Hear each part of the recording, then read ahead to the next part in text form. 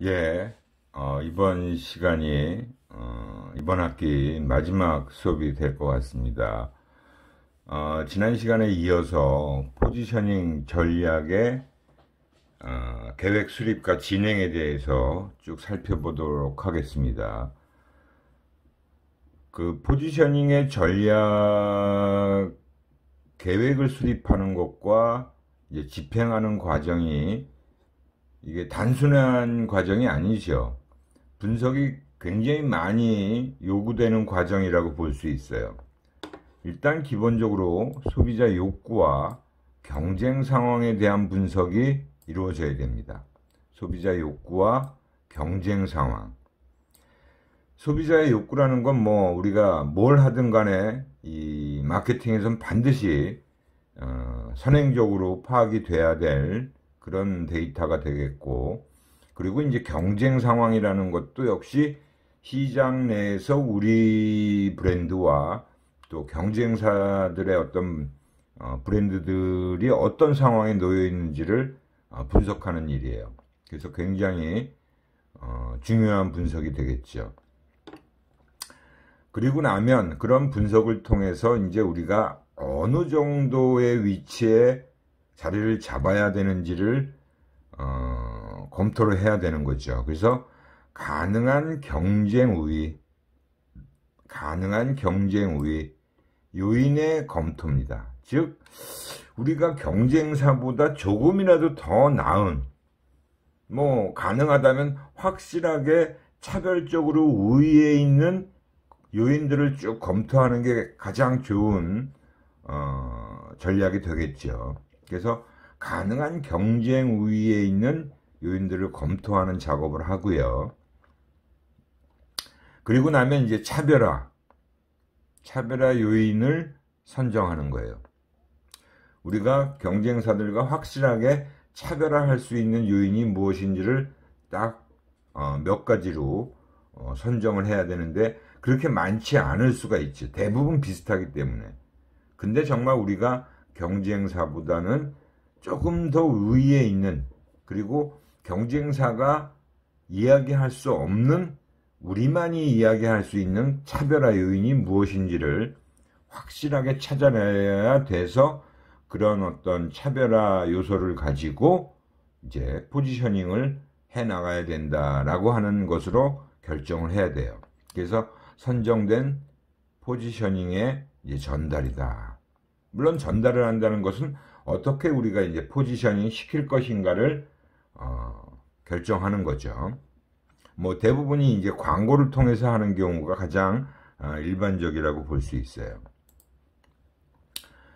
그래서 이 소비자 욕구의 파악과 경쟁 상황에 대한 분석을 하기 위해서 표적 고객의 욕구를 정확히 파악하는 것, 그리고 경쟁 상표에 대한 정보를 모으는 작업이 필요합니다. 이게 굉장히 쉬운 일이 아니죠. 뭐 고객의 욕구를 파악하는 거는 뭐 늘상 하는 부분이긴 한데, 우리 브랜드가 특히 이게 어떤 제품이냐에 따라서 경쟁 상표가 뭐 한두 개일 수도 있지만 아주 여러 개가 될 수도 있어요. 많은, 정말 어떤 제품군에서는 10개 이상이 될 수도 있는 거죠. 그리고 경쟁이 아주 치열하다 그러면 굉장히 힘든 자료를 수집해야 되는 과정이라고 볼 수 있어요. 그 중에서도 우리가 경쟁 우위에 있는 요인을 또 검토하는 작업을 해야겠지요. 경쟁 제품과 비교해서 제품이 경쟁 우위를 갖는 요인을 찾아내는 과정입니다. 그러니까 우리가 정말 이 경쟁 우위에 있는 요인을 찾아낸다는 것도 이게 결코 쉬운 일이 아니죠. 그죠? 요즘 뭐 가장 뭐 우리나라에서 전통적으로 오랜 시간 경쟁을 벌여온 회사가 뭐 삼성전자, LG전자가 되겠지요. 그죠? 정말 이 가전에서는 이 두 회사의 제품이 계속 치열한 경쟁을 해왔어요. 지금도 계속 그런 경쟁을 하고 있지요. 어느 쪽이 먼저 신제품을 내면 또 그 다음에 다른 쪽에서 또 그 신제품을 쫓아가는 또 다른 제품을 또 개발해내고, 그 격차가 굉장히 이제 짧아졌잖아요. 그죠? 그리고 요즘은 거의 동일한 제품을 가지고 그 제품에서 뭘 차이를 가져올지를 굉장히 힘든 그런 부분이 있는 경쟁 우위를 찾아내는데, 문제는 그것이 소비자에게 정말 경쟁 우위를 느끼게 해주는지가 사실은 중요한 부분이에요. 그냥 자기네들이 기술적으로 뭐가 이게 더 우수하다, 더 우리가 우위에 있다라고 얘기하는 건 중요하지 않아요. 정말로 소비자에게 그게 경쟁 우위에 있다라는 인식을 확실하게 줘야 되는 거죠. 그리고 소비자들이 인정을 해야만 되는 거예요. 근데 그러기가 사실은 쉽지 않죠. 그 다음에 이제 그러고 나면 이제 완전히 제품 차별화, 그죠? 다양한 제품 속성이나 가격, 디자인 등 그 경쟁 제품들과 비교해서 상대적으로 우수한 요인들을 도출해내야 됩니다. 정말로 뭐 속성에서 차이를 확실하게 낼 수 있는 게 뭔지, 이도저도 안 되면 뭐 가격에서 우리가 차라리 차이를 두자, 뭐 디자인 그런 부분들을 가지고 확실하게 차별화할 수 있는 요소들을 찾아내는 작업이 또 이어져야 되고요. 그 다음에 이제 차별화도 또 서비스 차별화를 할 수 있죠. 제품 차별화가 어렵다면, 그죠? 제품 차별화가 어렵다면 서비스 차별화를 해야 되는 거예요. 그래서 제품의 물리적 특성에서의 차별화가 어려운 경우, 기업들은 부가적인 서비스 부분에서 차별점을 도출하는 그런 전략을 선택하는 경우도 있습니다. 그래서 사실은 뭐 이동통신사들의 경쟁에서도 이제는 이동통신 전화에서의 차별점이 없어지니까 당연히 부가 서비스에서의 차별점을 가지고 또 많은 광고를 했죠. 그 다음에 인적 차별화라는 것도 할 수가 있어요. 고객과 접촉하는 종업원의 친절한 서비스의 강조입니다. 정말로 이제 고객들하고 가장 접촉이 많은 그런 어떤 매장, 그죠? 그런 종업원들의 서비스 차별화, 거기서 이제 인적 차별화라는 부분으로 이제 조금 방향을 돌릴 수도 있다라는 거죠.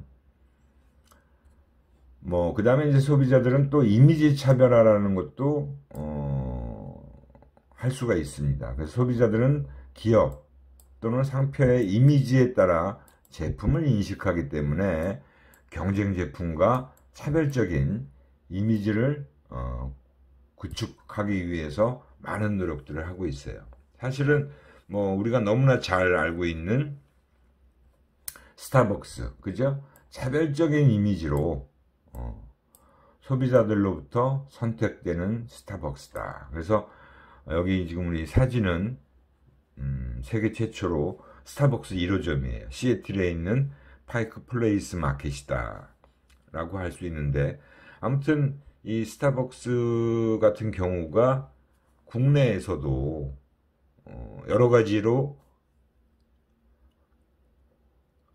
차별화가 되는 요소들이 꽤 있죠. 그죠? 그 매장에 일하고 있는 커피, 바리스타, 그 다음에 거기에서 직접, 손님들과 접촉하는 그런 판매원들이 스타벅스는 정규 직원이라고 합니다. 그냥 시간제 아르바이트 사람을 쓰는 것이 아니라 정규 직원화된 그런 위치에서 서비스를 하기 때문에 사실은 좀 차이가 날 수 있죠. 스타벅스와 관련된 여러 가지 마케팅 요소들에 대한 뭐 사례는 굉장히 많아요. 사실은 우리가 지금 수업 시간이 한정되어 있기 때문에 그런 부분을 좀 잘 살펴보지 못한 부분이 있는데요.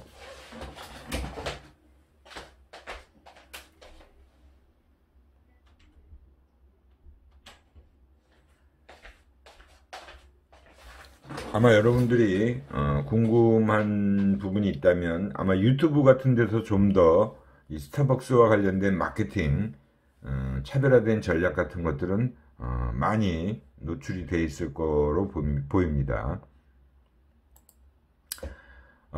그렇게 해서 우리가 이제 차별화 전략들을 쭉 살펴봤는데, 아무튼 광고를 만드는 사람 입장에서도 이 차별화 전략은 매우 중요해요. 사실은 뭐 경쟁사들이 이미 다 떠들었던 얘기들을 가지고 또 우리 뭐 광고를 만든다? 그건 말이 안 되거든요. 그렇기 때문에 경쟁 분석이라고 한다면 그 경쟁사의 마케팅 전략도 분석하지만 경쟁사들이 해온 광고에 대한 분석도 철저하게 해야 됩니다. 어떤 회사가 이미 포지셔닝 전략으로 쭉 사용해왔던 거를 우리가 다시 또 사용할 수는 없거든요. 그런 부분 때문에 굉장히 포지셔닝 전략이라는 게 가장 많이 하는 일이지만 굉장히 어려운 작업이라고 보시면 돼요. 또 이 차별화의 또 다른 대안들이다라고 해서 몇 가지 관련된 마케팅 전략들이 있어요. 뭐 감각 마케팅이다, 감성 마케팅이다 라고 얘기를 하는 거죠.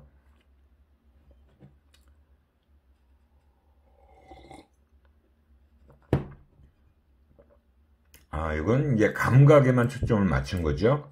고객의 오감, 시각, 이거 청각이에요. 후각, 미각, 촉각을 자극함으로써 여러 가지 미각적 즐거움, 그리고 흥분감, 아름다움, 만족감을 전달해서 고객들에게 동기부여를 하고 가치를 전달하는 시도다. 우리가 예전에 그 처음 부분에서 이제 지각과 관련된 얘기를 할 때 몇몇 사례도 살펴본 적이 있죠. 이거는 특히 이제 이런 그 앱솔루트라는 그 보드카, 우리 국내에도 들어와 있죠. 그 보드카 병이 굉장히 차별화되어 있어요. 그래서 그 병 자체를 보는 것 자체가 굉장히 멋있다, 아름답다라는 생각을 들게 해준다는 거죠. 그리고 이거는 뭐 우리가 잘 알고 있는 폭스바겐 그 자동차의 이런 독특한 디자인도 차별화되어 있는 부분이고요. 뭐 그거 외에도 뭐 우리가 앞에서 얘기했던 그 할리 데이비슨 같은 오토바이는 뭐 그 자체의 그 모습도 차별화되지만 그 엔진 소리, 그 소리는 완전히 다른 오토바이들하고는 완전히 차이가 나는 그런 부분이 있죠. 그런 걸로 이제 마케팅 전략을 펼치는 경우가 감각적 마케팅이라고 보시면 됩니다. 관계 마케팅, 이것도 뭐 우리가 이미 잘 알고 있는 내용들이에요. 사실은 타인들과의 어떤 관계 형성을 체험토록 함으로써 이상적인 자아나 문화를 경험토록 한다. 그래서 이건 이제 뭐 앞서 나가는 여성을 상징적으로 보여주면서 그 아파트 광고를 했던 대우건설의 프루지오 아파트 브랜드의 광고의 모습입니다. 그녀의 프리미엄이다라는 그 카피가 보이는데요. 그런 식으로 또 관계 마케팅을 또 활용하는 경우도 있고, 이건 또 인지 마케팅이다. 어떻게 보면 가장 그 고객들이 이제 알고 싶어하는 그런 부분에 대해서 고객들에게 창조적인 인지력과 문제 해결적 체험을 제공하는 것을 목적으로 지성에 호소하는 방법이다. 이건 어떻게 보면 정말 그런 부분이죠. 그래서 이 카피를 보면 앞뒤뿐만 아니라 위속까지도 안전해야 됩니다. 이게 이제 처음에 초창기 SM5 삼성, 르노 삼성에서 나온 자동차 광고인데, 그러면서 당신의 생각은 무엇입니까? 그죠? 이렇게 인지적인 측면을 가지고 그대로 어떻게 보면 광고를 했던 사례예요. 뭐 이런 사례가 또 여러 가지 있겠죠. 그 다음에 이제 뭐 행동 마케팅이다 라고 얘기하는 부분인데, 이 행동 마케팅 같은 경우는 뭐 고객의 육체적 경험이나 그죠? 라이프 스타일을 강조하고 이를 가능케 하는 다양한 방법들을 제시하는 부분이다. 그래서 육체적 경험이나 라이프 스타일, 또 그것들을 가능하게 하는 다양한 방법을 가지고 고객들한테, 소비자들한테 제시하는 거예요. 그래서 행동 마케팅이다라고 얘기를 하는 거죠. 그래서 실제 라이프 스타일 광고라는 것도 꽤 많습니다. 실제 우리가 체험하고 있는 그런 부분을 광고를 통해서 그냥 보여주는 거죠. 우리 소비자들의 일상적인 라이프 스타일에 그런 초점을 맞추고 보여주는 거예요. 그래서 제가 라이프 스타일 광고 하나의 사례를 찾아놓은 게 있긴 있었는데, 여기 있네. 이건 저거다, 이거. 이건,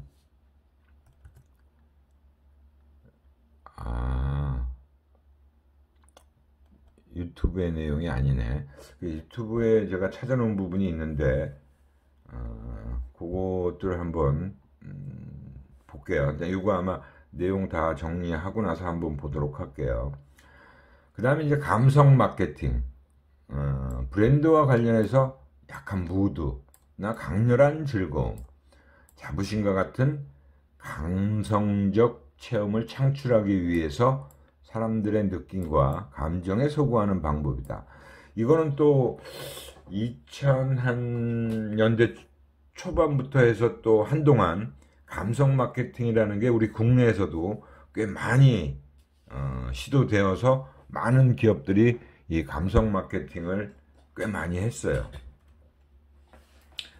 근데 사실 감성 마케팅이라는 게 어떻게 보면 정확하게 그 효과를 측정하기라는 것도 어렵고, 그리고 감성 마케팅을 하기 위한 그런 전략을 수립할 때도 좀 어려운 부분이 있어요. 이 감성이라는 것 자체가 사실은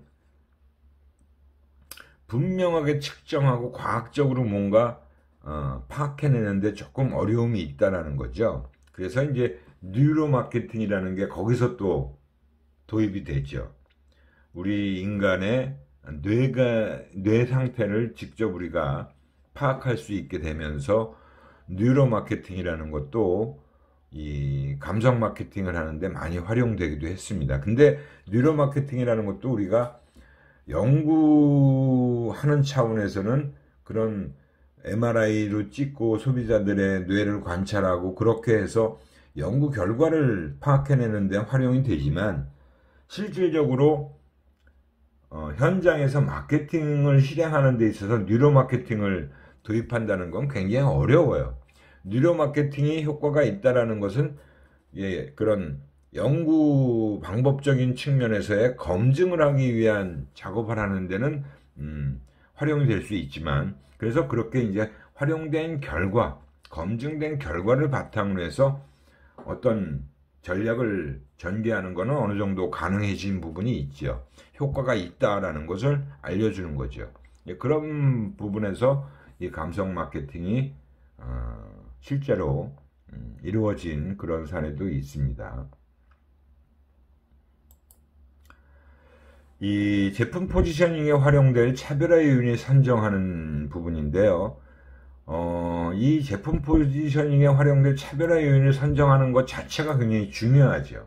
그래서 여기서 제시하고 있는 둘레 7개 정도의 이 차별화 요인을 선정하기 위한 어떤 그 기준들이라고 보시면 돼요. 표적 시장의 소비자들이 중요하게 생각하는 요인인가? 분명히 차별화 요인이라고 해서 뽑아놨는데 분명히 아까도 제가 설명했죠. 소비자들이 정말 중요하게 생각하고 있는 속성에서 차별화를 할 수 있느냐 하는 거예요. 근데 사실은 대다수의 많은 그 중요도가 높은 요인들에서는 큰 차이를 완전히 보여주고 있는 요인을 찾아낸다는 게 결코 쉽지 않다라는 거죠. 그 다음에 경쟁 제품들이 제공하지 못하는 자사만의 독특한 요인인가? 이것도 굉장히 어렵죠. 요즘 최근에는 점점 더 어려워지고 있어요. 요즘엔 뭐 기술 개발 자체도 뭐 우리가 새로운 기술로 뭐 적용한 신제품을 내놨다 하더라도 그걸 금방 따라잡는 건 솔직히 두세 달이면 충분하거든요. 그러다 보니까 정말 우리만의 독특한 그런 요소를 찾아낸다는 게 결코 쉽지가 않습니다.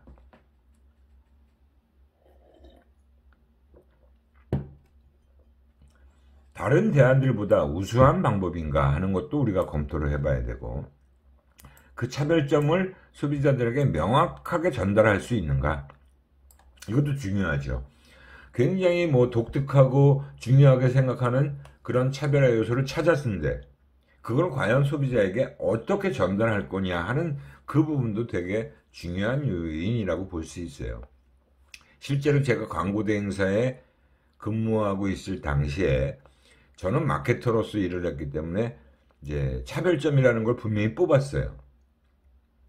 그래서 그러한 요소를 광고팀에 기획팀하고 제작팀에 이제 얘기를 해줬죠. 설명을 해줬는데 제작팀에서 그거는 우리가 표현하기가 너무 어렵다, 곤란하다, 이런 식의 이제 얘기를 하더라고요.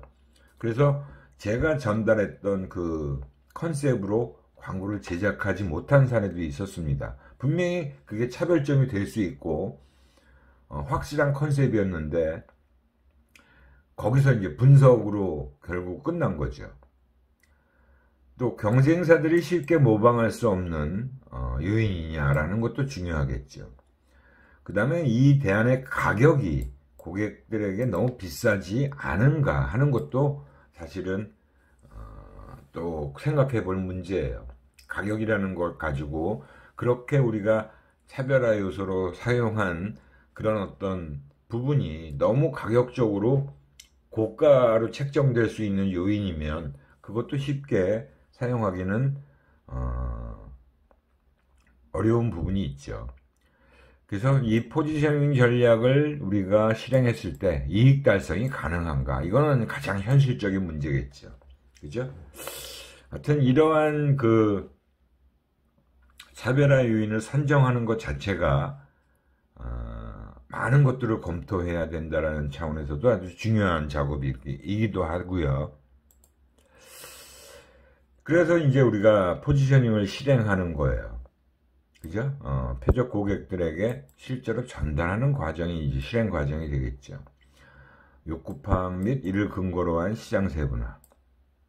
그죠? 이상적인 제품의 위치를 통해서 소비자가 원하는 제품 특성을 파악하고 이를 통해 세분 시장을 파악한다.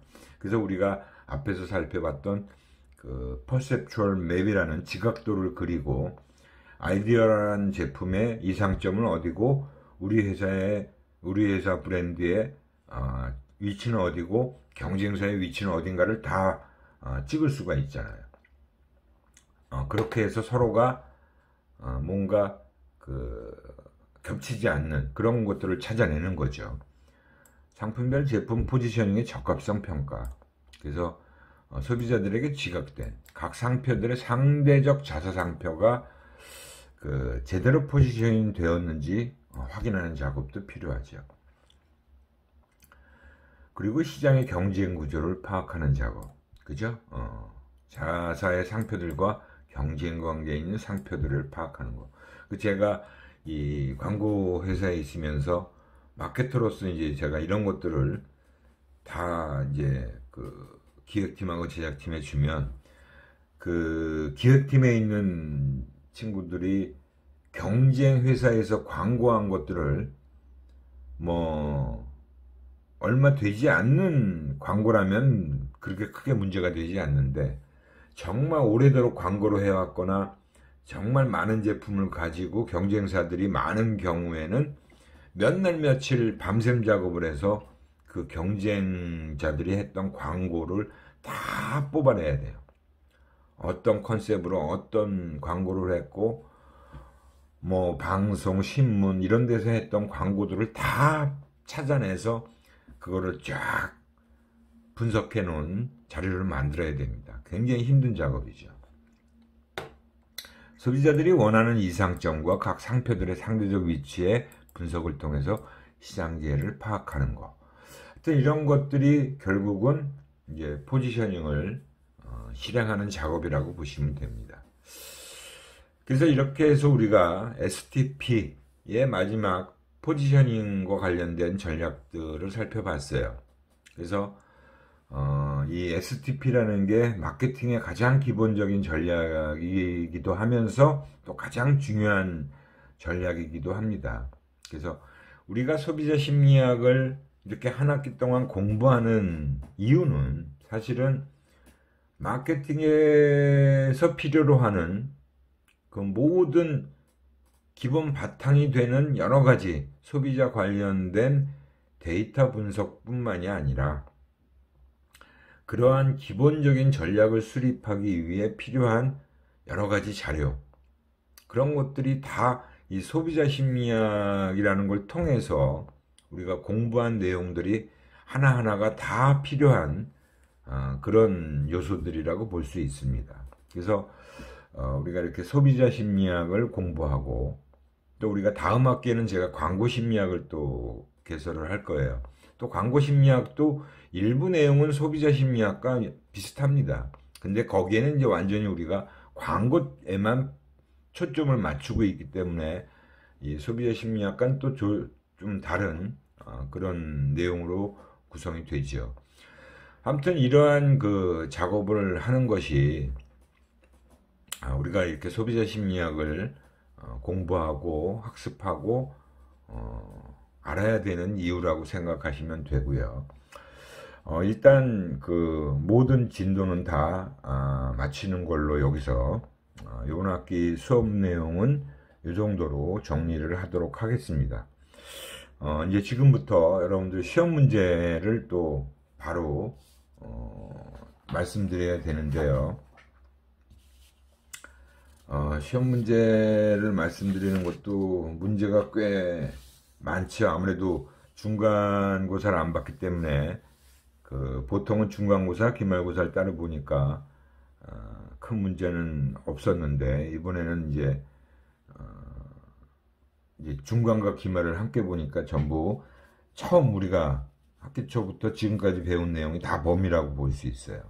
그래서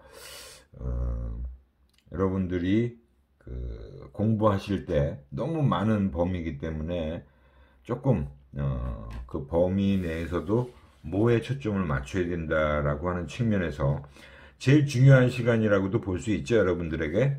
그래서 제가 뭐 문제를 바로 그냥 알려드릴 수는 없으니까 어느 문제를 출제했다, 어느 부분에서 그런 것만 말씀드릴게요. 우선 그 처음 파트 부분에서부터 쭉 말씀드리겠습니다. 물론 순서가 좀 뒤죽박죽 되어질 수도 있는데 여러분들 잘 듣고 잘 적어 놓으시기 바래요. 뭐 우리가 처음에 배웠던 소비자 행동 연구의 패러다임이라는 거 있죠. 그 내용도 한 문제가 출제됐고요. 그 다음에 이제 개인의 그런 욕구와 관련된 부분, 그죠? 동기와 욕구에서 우리가 배웠던 내용. 그 다음에 이제 소비자 관여도가 어떤 내용인지, 어떤 의미인지와 관련된 부분, 그 소비자 관여도의 정의, 개념과 관련된 부분이고요. 그 다음에 이제 우리가 지각과 관련된 또 내용을 배웠죠. 그래서 시각과 청각, 시각과 청각 부분은 되게 중요하니까 제가 가장 많은 비중을 차지하는 부분이라고 말씀드렸을 거예요. 그래서 시각과 청각을 비교해 놓은 아마 장표가 있을 겁니다. 그 다음에 이제 그 차이 시격, 절대 시격과 관련된 내용도 또 제가 강조를 했었죠. 그 다음에 이제 기억 파트에서 그 기억의 망각과 관련된 내용으로 간섭을 아마 설명드린 내용이 있을 거예요. 그 간섭과 관련된 내용. 그 다음에 그 기억의 과정 속에서 우리가 그 부호하고, 그죠? 저장하고 인출하는 그 기억의 과정과 관련된 내용을 가지고 또 한 문제 출제했고요. 그 다음에 이제 그 문제 해결과 관련된 파트 있죠. 거기서 이제 제한적, 확대적 문제 해결 그 관련된 내용도 좀 꼼꼼하게 명확하게 정리를 해 놓으시기 바랍니다.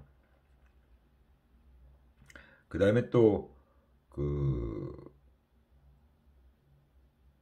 소비자들이 그 기업과 관련된 파트에서 브랜드 기업과 관련해서 뭐 여러 가지 그 소비자의 머릿속에서 떠올라주는 그런 상표들이 있다 그랬죠. 그것과 관련된 부분들이 있어요. 그래서 그거를 뭐 무슨 상표군, 무슨 상표군이라고 해서 아마 여러분들이 보시면 충분히 아실 수 있는 그런 내용으로 이 수업 자료에 보면 다 나와 있는 거죠. 그래서 그 부분도 잘 보시고요. 그 다음에 이제 그 지각도 예제 사례 설명하면서 제가 분석하는 프로세스를 쭉 말씀드렸죠. 거기서 또 이제 여러 가지 분석과 관련된 내용도 잘 보시기 바라요. 처음에 요인 분석을 하고 뭐 군집 분석을 하고 이런 식으로. 그래서 그 세분 시장을 구분하는 과정, 그에서 나오는 그 용어도 잘 살펴보시고요. 그 다음에 이제 귀인이론 설명했던 부분이 있죠. 그 귀인이론과 관련된 내용도 잘 살펴보시기 바랍니다. 그리고 특히 몇 명 아마 제가 학자들 이름도 얘기했던 설명드린 부분인데 그것도 정확히 연결해서 잘 기억해 두시기 바랍니다. 그 다음에 이제 라이프 스타일의 발수와 제품 범주와 방향, 그리고 귀인의 기본적인 원리와 관련된 내용. 그 다음에 이제 고전적 조건 형성에서 자극 제시 순서 방법. 뭐 문제 이렇게 이 정도로만 말씀드려도 아마 대부분 다 공부하시기가 많이 편할 거라고 생각이 드네요. 그 다음에 이제 뭐 그 학습에서 우리가 고전적 조건 형성과 조작적 조건 형성의 내용을 말씀드렸을 거예요. 거기서 이제 그 관련된 현상 몇 가지 말씀드렸죠. 그 현상에 대해서는 다 파악을 해 놓으셔야 돼요. 그 다음에 표적 시장 선정 시의 고려 요인. 그것도 정확하게 기억을 해 두시고요. 그 다음에 그 불평행동 처리 과정과 관련된 내용 생각나실 거예요. 거기서 공정성 요소 몇 가지 얘기했던 부분이 있죠. 뭐, 그죠? 절차 공정성, 뭐, 분배 공정성, 뭐, 상호작용의 공정성, 그 공정성과 관련된 내용도 잘 살펴보시기 바랍니다. 그 다음에 우리가 또 그 지각 감각에서 또 몇 가지 원칙 얘기한 부분이 있을 거예요. 그 지각 감각과 관련된 원칙 몇 가지 그 꼭 구분해서 좀 기억을 해 두시고요. 그 다음에 우리가 그 동기와 욕구 얘기할 때 사실은 실제 상태와 바람직한 상태와의 차이를 지각하는 부분과 관련된 내용이 있을 거고요. 그 다음에 이제 지각 그 과정 얘기하면서 칵테일 파티의 효과를 제가 설명드렸던 부분이 있죠. 그 내용에 대해서도 분명하게 잘 정리를 해두세요. 그 다음에 또 지각의 그 현상들 중에 뭐 방어적인 부분, 그 다음에 또 몇 가지 그런 현상들도 얘기한 것들의 내용들 구분해서 잘 정리해 놓으시기 바랍니다.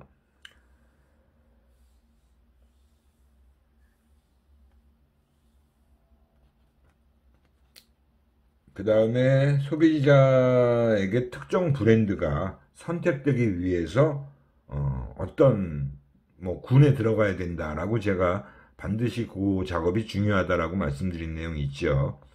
마케팅을 하는 이유가 어떻게 보면 맨 첫 번째, 처음에 바로 그 부분이 가장 중요한 요소다라고 말씀드렸을 거예요. 그 다음에 이제 그 기업과 관련해서 이제 장기 기업 같은 경우에 그 회상을 시킬 때 그런 어떤 시연을 필요로 하는지와 관련된 내용도 여러분이 아마 읽어보시면 다 아실 수 있는 내용이라고 보고요. 그 다음에 그 태도의 기능 중에 몇 가지 기능들이 있었죠.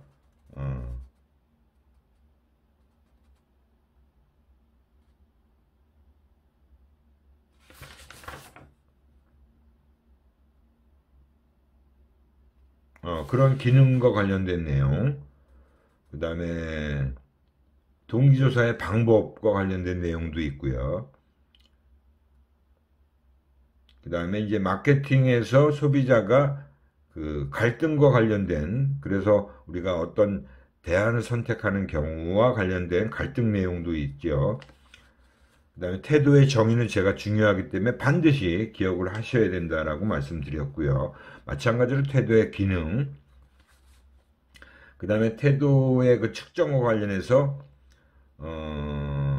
결정규칙, 뭐 보상적 결정규칙, 비보상적 결정규칙과 관련된 내용, 그 다음에 그 휴리스틱과 관련된 내용도 제가 아마 쭉 설명드렸던 부분이 있을 거예요. 그 다음에 학습에서 강화 계획과 관련된 내용, 그 다음에 라이프 스타일, 아까 말씀드렸던 발스라는 부분도 그 1과 2가 있었고, 그 다음에 라이프 스타일의 구성 요소와 관련된 부분도 그건 너무나 기본적인 내용이니까 잘 아실 수 있고요.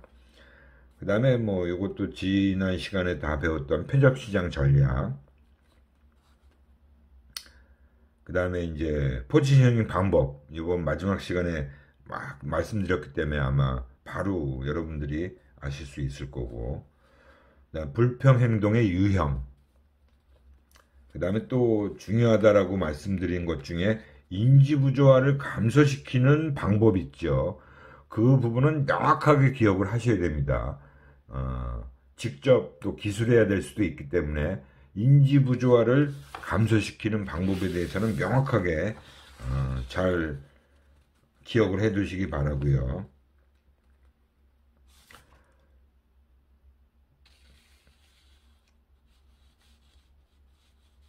뭐 거의 다 말씀드린 것 같네요. 이 정도를 가지고 하면은 뭐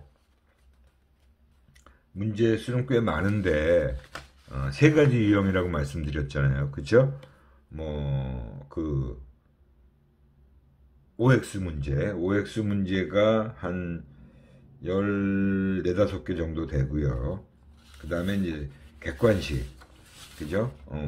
사지선다를 대부분으로 문제를 냈습니다. 오지선다는 없네요. 오지선다는 안 했고, 사지선다형이고, 그 다음에 이제 직접 적는 단답형, 그죠? 단답형으로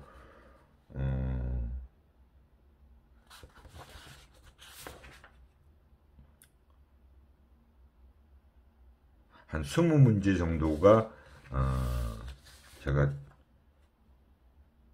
문제를 만들었기 때문에 아무튼 총 문제 수는 꽤 많은데 아무튼 별로 그 시간은 오래 안 걸릴 거예요. 여러분들이 정말 수업 시간에 제가 강조하고 또 오늘 말씀드린 내용 이런 것들을 가지고 한번 쫙 그 복습을 하시면 충분히 다 맞을 수 있고 충분히 다 아실 수 있는 그런 문제들이기 때문에 정말 어려운 문제는 없을 거라고 저는 봅니다.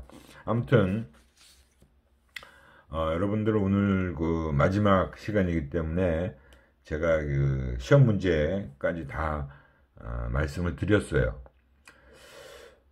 지금 뭐 과제 같은 경우는 채점을 하고 있는 과정이기 때문에 제가 과제 채점 기준은 지난번에도 말씀드렸지만 뭐 그냥 제가 낸 과제가 사실은 어려운 과제가 아니잖아요. 그럼에도 불구하고 여러분들이 그냥 카피에다가 그대로 막 그거를 정리하신 분들이 있어요. 주로 마케팅 전략만 가지고 막 그렇게 카피해 놓는데 제가 원한 건 그게 아니잖아요.